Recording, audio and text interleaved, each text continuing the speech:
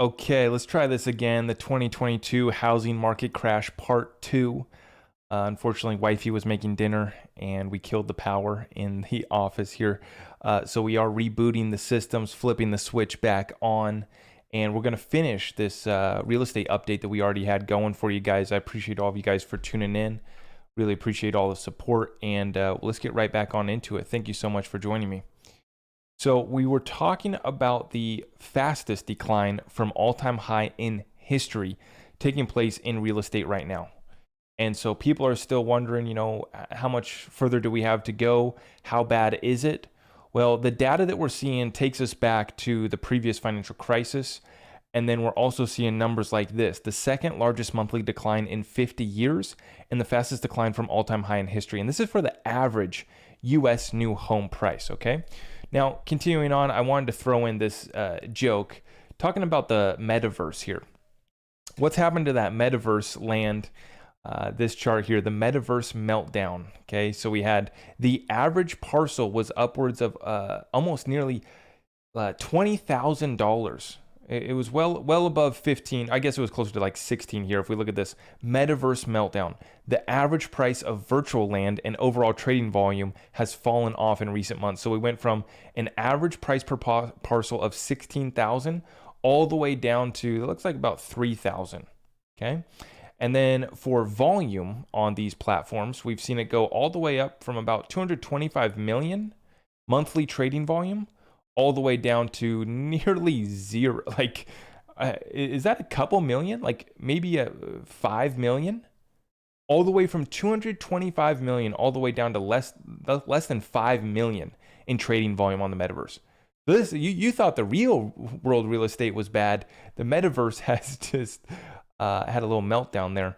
But anyways, we call that. We knew that was going to happen because none of these metaverses were doing anything of real utility. They were all hype.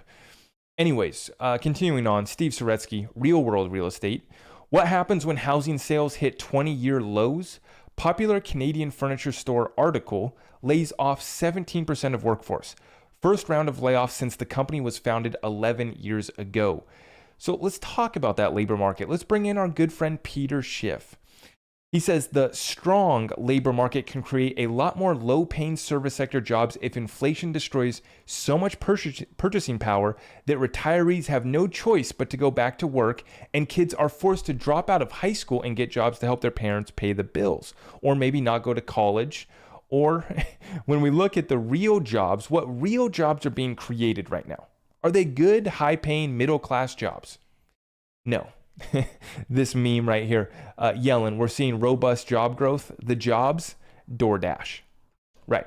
And I'm not knocking DoorDash. I'm not knocking Uber. Whatever you got to do to hustle. We've been talking about, folks, whatever it takes to prepare yourselves for the inflation crisis. But this is the phony data that we're getting. So we went through in part one of the 2022 housing market crash before my power got killed. We're talking about all the real estate data. And now I wanted to connect it back to the macroeconomic picture and the unemployment data that we got, the great job numbers that we just got, because we need to relate it to how much worse is this real estate situation going to get. When we want to forecast where the market's heading, I think it's important to look at all of these factors, all these factors that impact this specific asset class of real estate. But Peter, talking about the jobs, he says the gain of 528,000 jobs in July as the labor force participation rate fell. So get that. The labor force participation rate fell, but we added 528,000 jobs. That means that most of the new jobs went to people who already had jobs. They were already participating. So that way they were taking on their second and third. Collapsing real wages forces many workers to moonlight to pay the bills. If the labor market were strong, one job would be enough. And that's just going back to this meme about DoorDash and others, is people have a job, they're DoorDashing, they're Ubering, they're selling, stuff online. They're doing whatever it takes. And I want to say, when I talk about this, I get excited. I talk about this opportunity like I'm ready to just buy all the blood in the streets, which I am, and I'm going to take advantage of. But I have empathy for everyone right now that is going through this struggle. I am right there with you guys. I have not made it. I'm not anything special. I would be